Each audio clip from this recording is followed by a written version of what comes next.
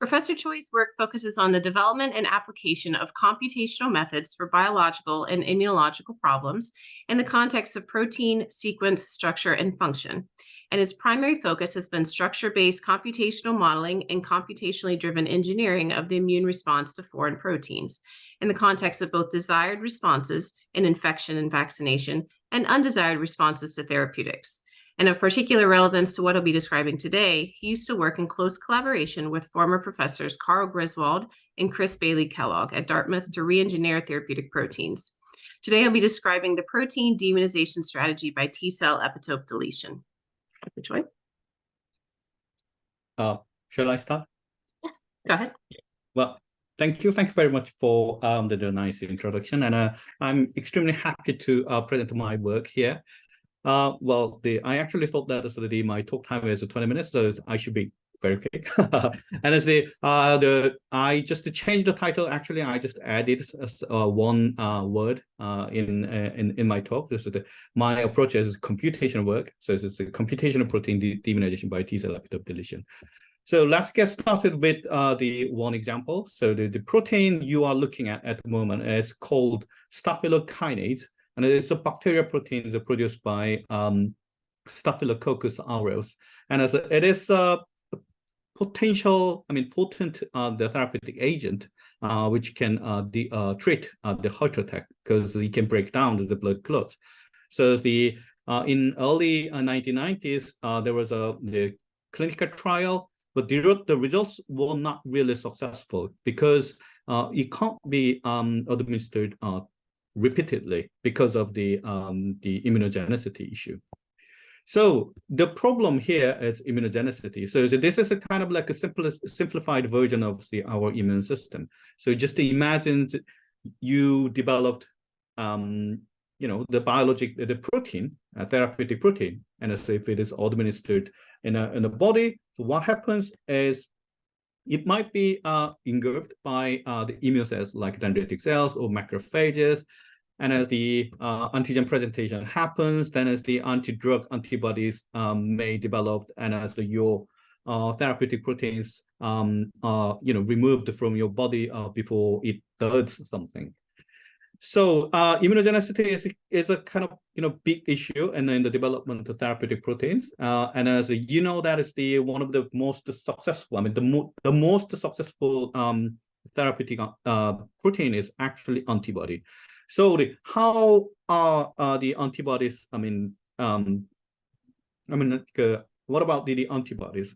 So it is quite well known that if you increase the human content, here is like chimeric or humanized or fully human antibodies, it is known that the human content has a correlation with the immunogenicity. So if you increase the human content, then you can make it less immunogenic.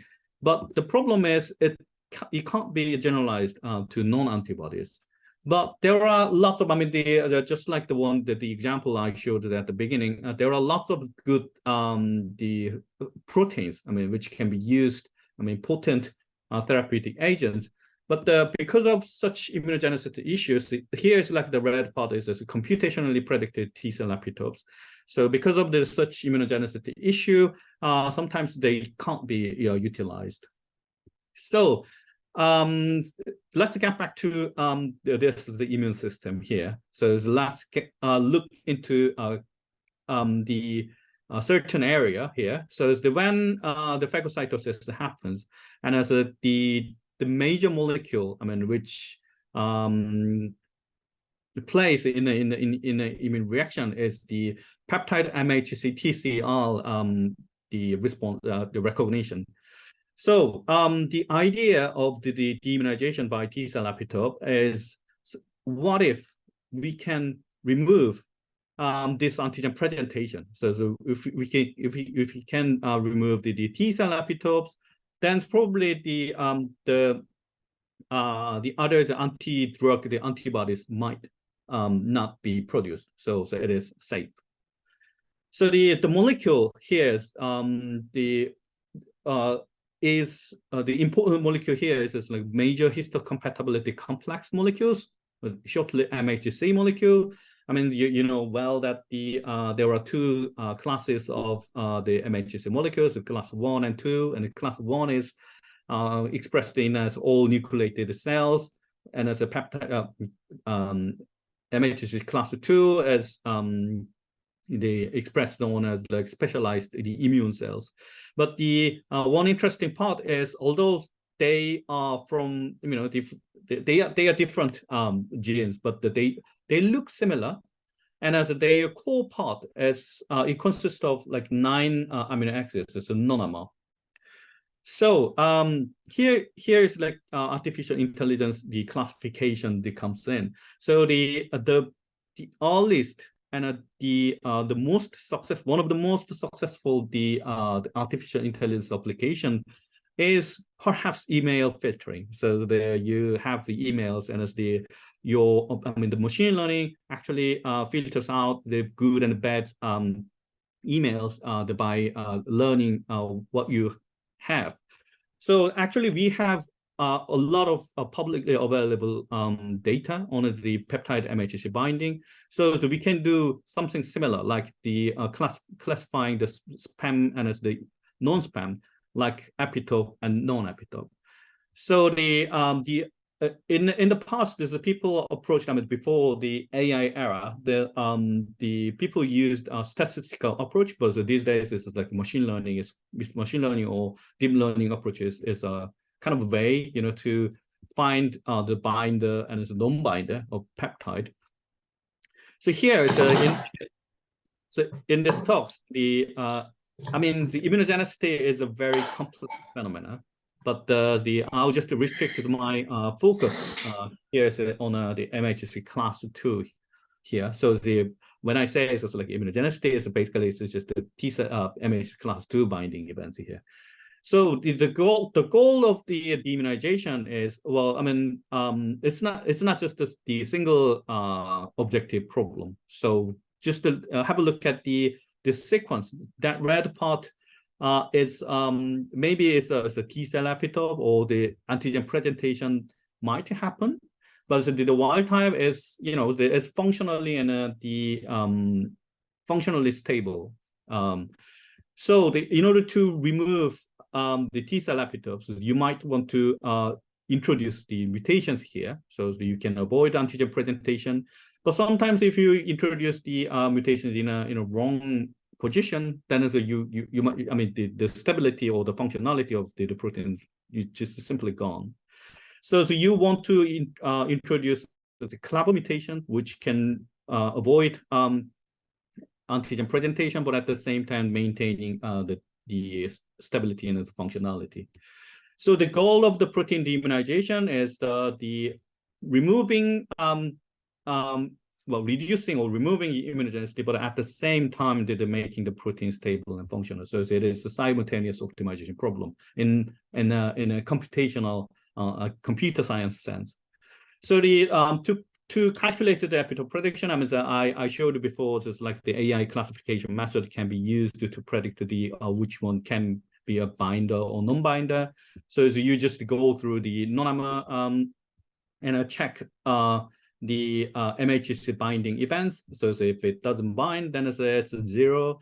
If it binds, then it's the signs 1. Now you can have some, you know, the one linear function.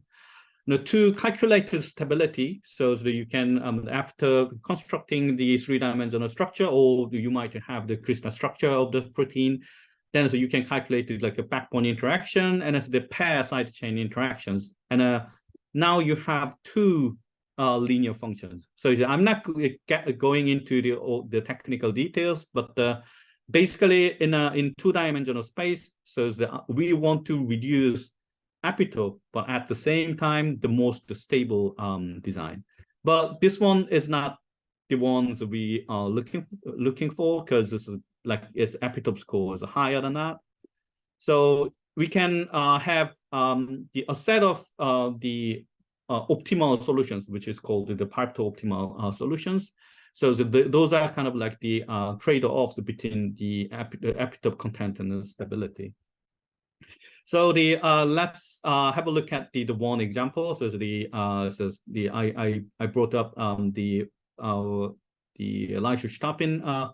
So the lysostoppin, before explaining what lysostoppin is, I think you know that the MRSA, how dangerous it is. It's a well-known the hospital-acquired infections, and it's resistant against the antibiotics.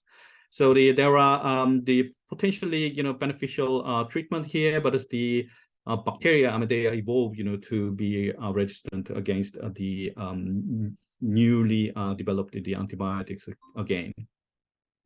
So the lysostoppin is it's a bacteriocin, so it's produced by bacteria, so to control the population. So the the strains, they don't have resistance against it.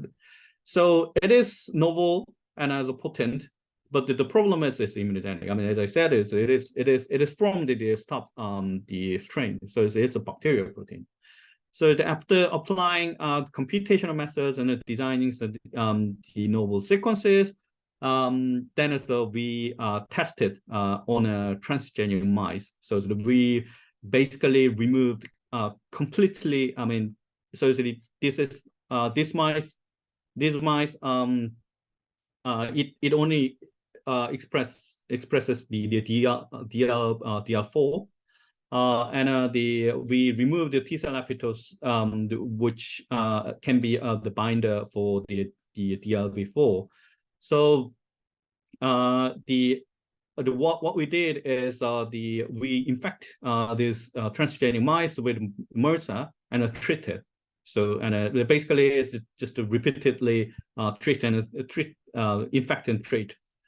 And as if we use the wild type lysostoppin, then it died. I mean, they died after 4 weeks. Probably the anti-drug antibodies against the lysostoppin just clears up, so that it's I mean, it doesn't work to remove the MRSA infection.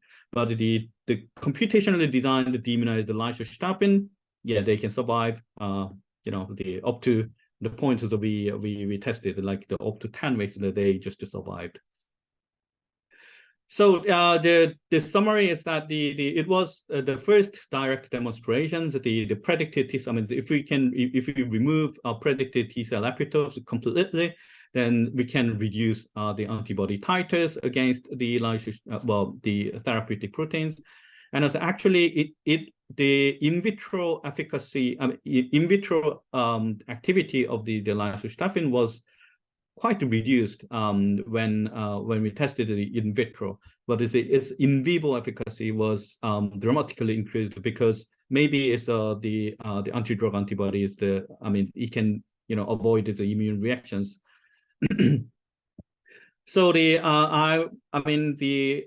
method has been applied to the many proteins, including the botulinum neurotoxin. It was published. That's why I'm just showing these results. And there are some other proteins, but my collaborators, they are not really willing to disclose what proteins they are working on. And as I'm just showing, the proimmune, they provided really interesting results. So the number 2 and number 13, so they are wild type, the known epitopes, and as the computationally designed peptides here is like they are all kind of like deimmunized. So yeah, thank you for the help from the proimmune. So the software that I was involved in, two deimmunizations, the protocols. So the one is called epitope, which I showed you today, and as I was also involved in the Rosetta. Probably quite well about the Rosetta, the protein design. So if you look for MHC epitope energy, then you can find the computational protocol that can reduce T cell epitopes using Rosetta strategy.